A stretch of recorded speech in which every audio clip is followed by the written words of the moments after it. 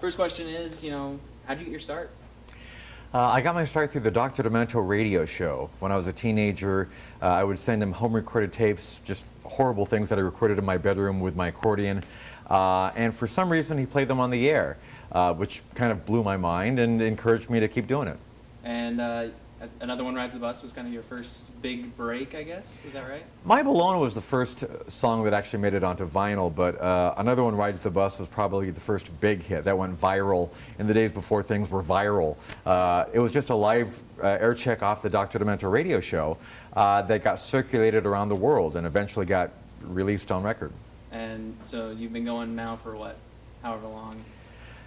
Well, see, my first record came out in 1979, so if I'm doing the math, what is that, 34 years, something like that? And you're still relevant. Well, that's up for debate, but I like to think that I am. So where do you get your inspiration from? I listen to the voices in my head. I've got a sick, twisted brain, and I really can't help it. So it just kind of flows out of you. Just kind of flows out of me. This is something that I've been doing my whole life, and it's a phase that I haven't grown out of quite yet.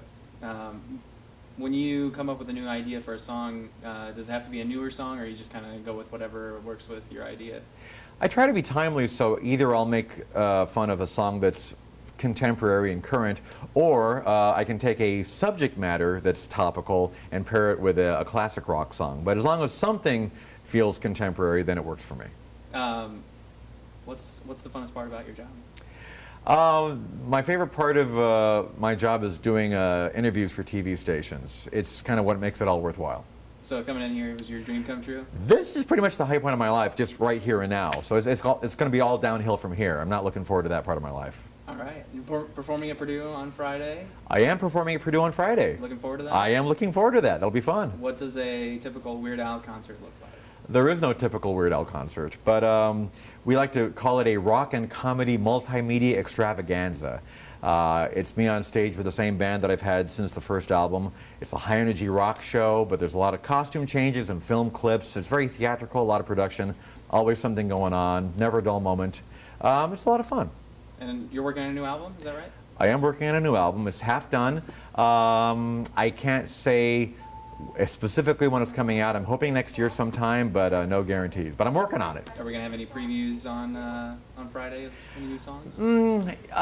Probably not. I'm probably not going to be previewing anything new from the upcoming album. But this is the tail end of the Apocalypse tour. These are the last few dates I'm going to be doing for probably quite some time. But when I go out again on the road, it'll be in support of the next album, and that'll be hopefully a mostly new show. All right.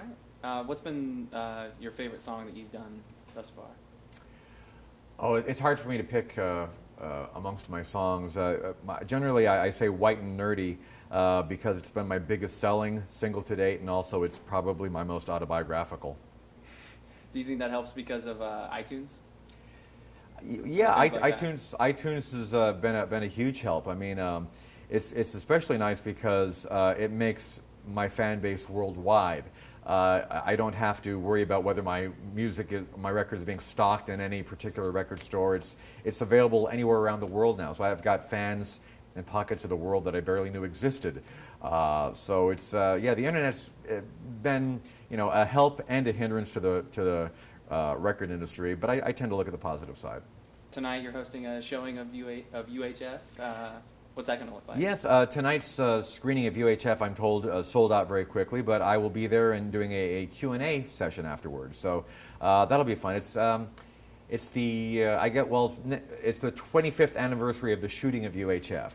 I'm not sure exactly. We did something like this in Tulsa a couple weeks ago, which is where we shot the movie. I'm not exactly sure why we're doing it here as well, but I'm very excited about it and looking forward to it. Have you enjoyed your time in the Lafayette area so far?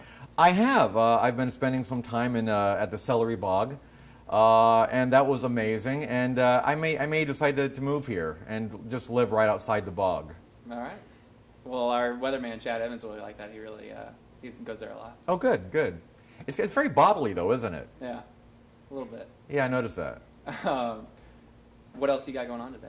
Well, I thought maybe later on I'd take a shower, possibly floss my teeth. Dental hygiene is very important. Maybe have dinner. I don't know. I'm not really hungry right now, but maybe later. Yeah. I know I've heard the story. I'm sure thousands of others have heard the story. But when did you know that you made it? You know, I've been doing this for a long time, but it didn't really sink in that I'd made it until I was asked to do this interview. And this really, again, I hate to keep saying it, but this is really kind of the pinnacle of my existence on this planet. And after this, what's the point of even going on, really? Right. That's what I would think. Final two questions are kind of personal. Yes. My fiance and I are going to be at the concert on Friday.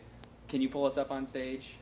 I'm not going to pull you up on stage, but feel free to jump up on stage at any point that you like. Okay. And you're more than welcome. And then can you play at our wedding?